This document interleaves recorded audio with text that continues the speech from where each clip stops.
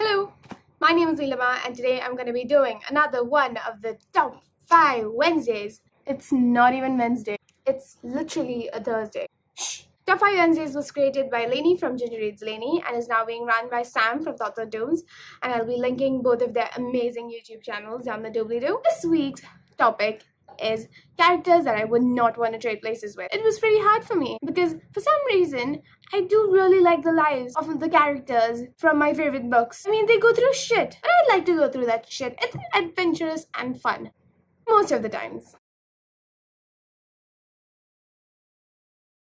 The first person on my list I feel like is pretty obvious. I mean, I love her, but I do not want to be her. And she is Katniss Everdeen from the Hunger Games trilogy. Katniss has gone through so much shit, and I feel like what makes it sad and tragic is the fact that she did not even believe in the cause.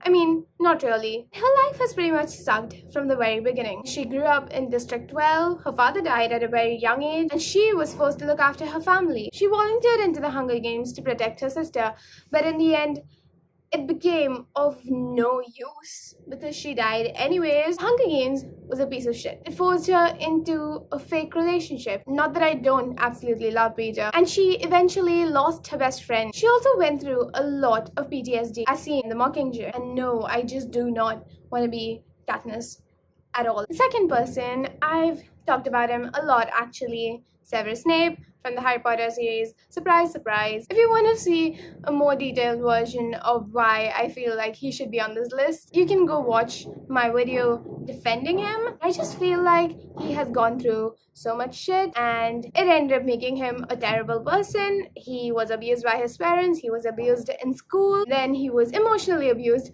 by Dumbledore. He was forced inside a bubble which did not allow him to grow up, and I feel so bad for him. I do not want to be like him. I do not want to just have like one friend who I ended up offending and then basically killing. And Severus Snape has a terrible life. Some of it is his own fault. Most of it is the fault of the adults in his life. But no. I'd rather believe that Harry Potter and Hogwarts and all things magic doesn't exist. The next guy on this list is Finch from All the Bright Places. I was not sure about adding him or not, but I feel like it's the most honest answer. For this guy, I'm not actually talking about his exact life.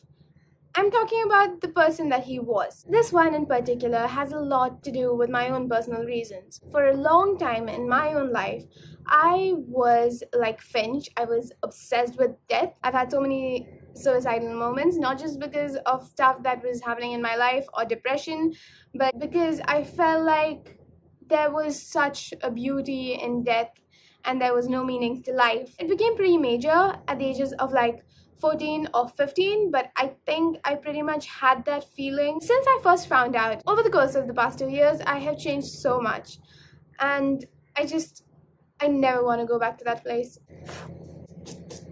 I haven't read this book in forever.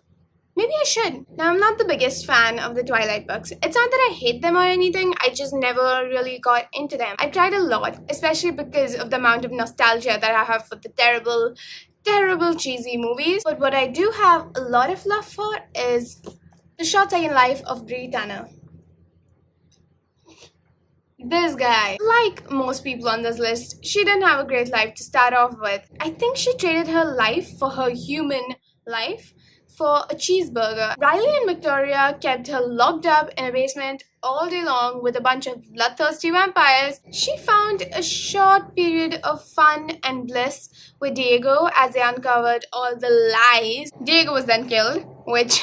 why am I laughing? She was forced to go into battle with the Cullens. She actually liked the Cullens and they were ready to take her in when she surrendered. But then fucking the Walteri came along and they said that she had to be killed. Why did she have to be killed though? Why?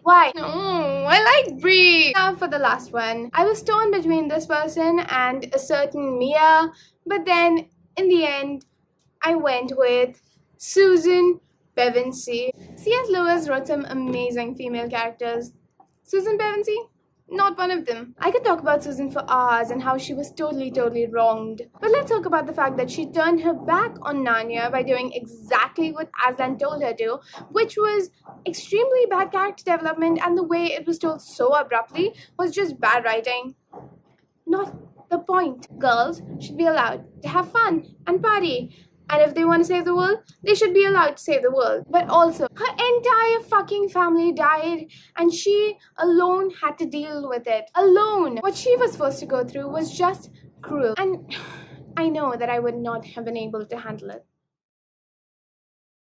And even though I know... So my dog is annoying me and I think that I should probably wrap this up. That's it for the video. I hope you all enjoyed it. If you liked the video, give it a big old thumbs up. Comment down below what characters you would not want to trade places with. And subscribe if you want to see more of my videos. I don't know why I'm singing. And cut.